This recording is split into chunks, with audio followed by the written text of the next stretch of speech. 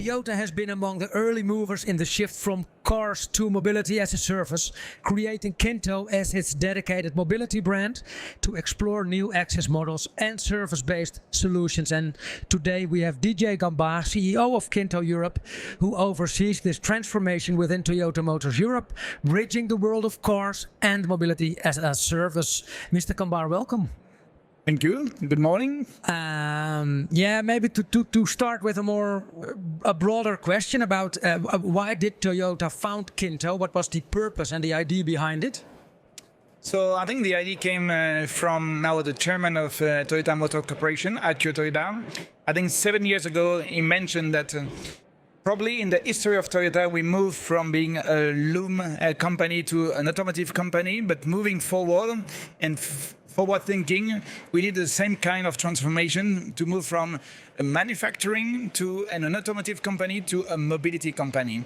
That's why, and considering the size of Toyota as a global company, probably the best way to operate this transformation was to create a dedicated organization, a bit of side of the big TMC organization, to make sure that we create skills, competency to humbly start this transformation.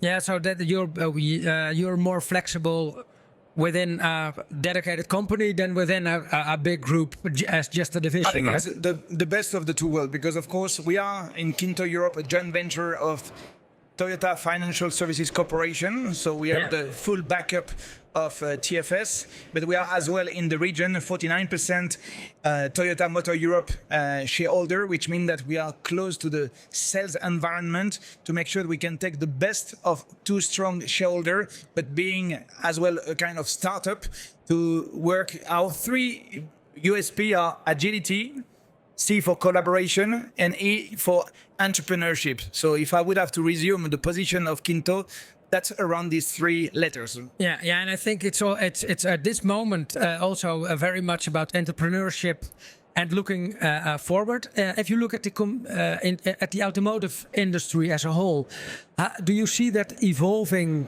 from cars to mobility? I think it's definitely a trend. So we move from the ownership to the usership economy.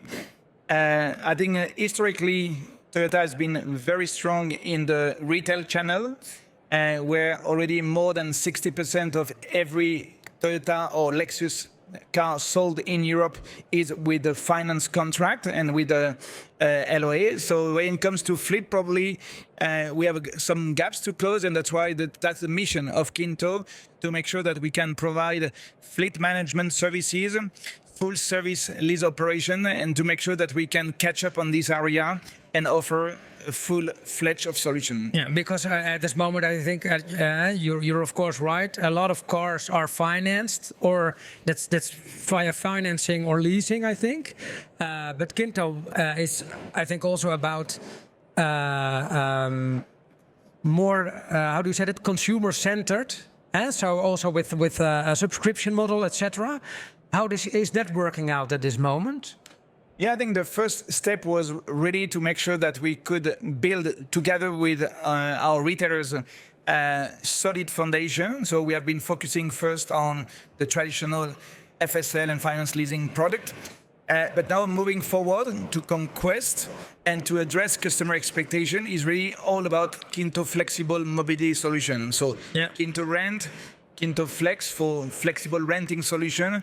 We see a big appetite and a big demand from the customer to manage their peak of activity and to offer more flexibility.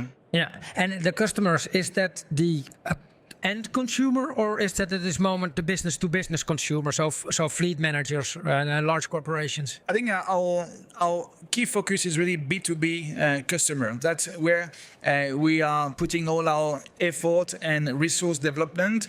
But being close to the Toyota brand and Toyota network, we want as well to offer B2C solution. And we have a lot of identified use cases. I could name few of that if you have any interest. But as an example, in Italy, we have developed what we call mobility pack for any early EV adopter that would like to get some reassurance that if he needs any time during the calendar year, an alternative, another powertrain to make sure that he's comfortable to go on holidays, whatever. Yeah. He has a kind of prepaid rental days in his contract to make sure that he can enjoy both the new EV world, but being backup with a hybrid solution if he need to have a long trip, whatever. So this is kind of B2C use cases. We have few others where we want to support the brand experience. Yeah. Yeah, and what you see now is that this development is taking place. It's I think business to consumer. Consumers are still maybe a little bit hesitating about car sharing, for example, and subscription models, maybe even.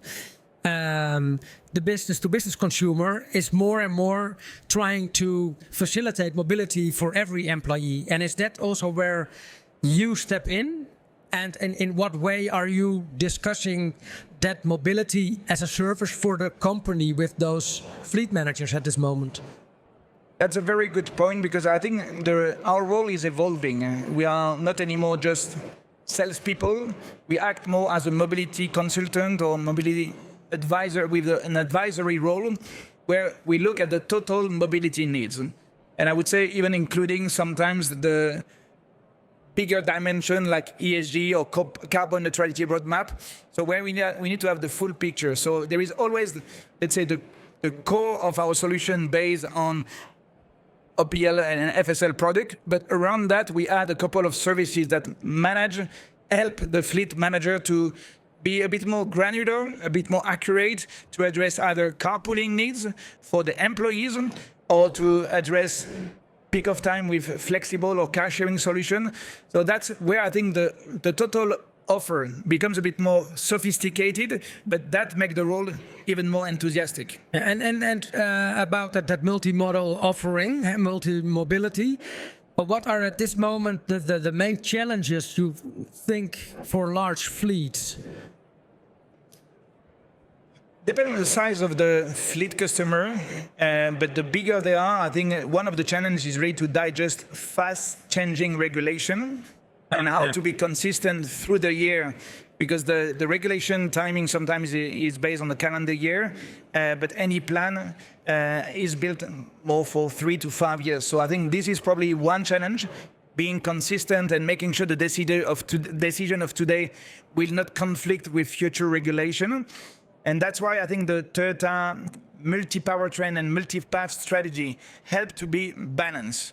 So as we would say in French, not all the eggs in one basket, but trying to have a balanced approach, making sure that whatever happens, first, we can still address all customer needs, because not all the needs are the same, and making sure that we can have a progressive and consistent roadmap. Do you, by the way, because I come from the Netherlands myself, and I know that there are efforts to implement mobility as a service, and mobility for all employees, but indeed regulations and tax regulations are not yet ready. Do you think also maybe for Kinto itself that at this moment it's maybe even slowing down your company or the products and services of Kinto?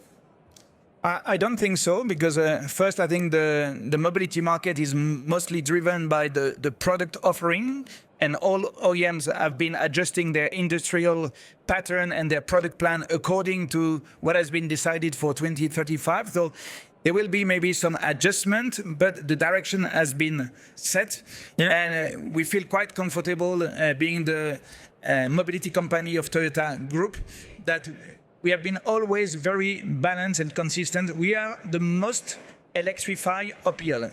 More than 75% of our UIO are electrified cars, but we have this combination of EV, plug-in, and hybrid model to make sure that we can consistently progress and adjust with the fast-changing regulation. Okay, and of course it makes sense that your vision is that we go from the car as a product to mobility, and the car as a way to have that mobility in several forms.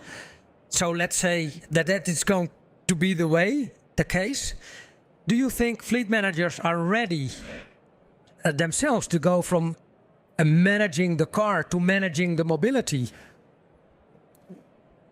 Again, it very much depends on the size of the UIO. But what we observe is our window person are not just anymore fleet manager. Of course, mainly they are the window person, but sometimes we have to engage with the CEO of the company, or sometimes even with the ESG manager of the company, as mobility as a broader definition. So where we used to focus mainly on total cost of ownership, now we have a broader discussion, and I would say fleet manager have very complex task and challenge, and it's great to see that they are supported, or we can support them to manage this complexity. Yeah. So, but that means that their role will change as well, right, from the fleet manager. I think it's already the case, and it's happening. Yeah, it's happening. Yeah, but I know that a couple of years ago it was now we go from fleet manager to mobility manager, and then we went to fleet manager again. But now actually you say no, it's still the mobility manager, and we have to. I think it can progress transition, because most of the large corporate have to have again their own ESG plan, carbon neutrality, and mobility is one of the significant contributors to this plan. So fleet manager are part of that. So about the naming, I don't know if it's more fleet or more mobility, but anyway, they are part of a global picture, and I think they are actively contributing to that. All right, Mr. Gamayev, thank you very much for this interview, and of course I wish you all the luck in going forward to that path of mobility. So thank you. Thanks for your time, and thanks for giving me the opportunity to explain a bit more about Kinto's strategy and vision. So thank you very much.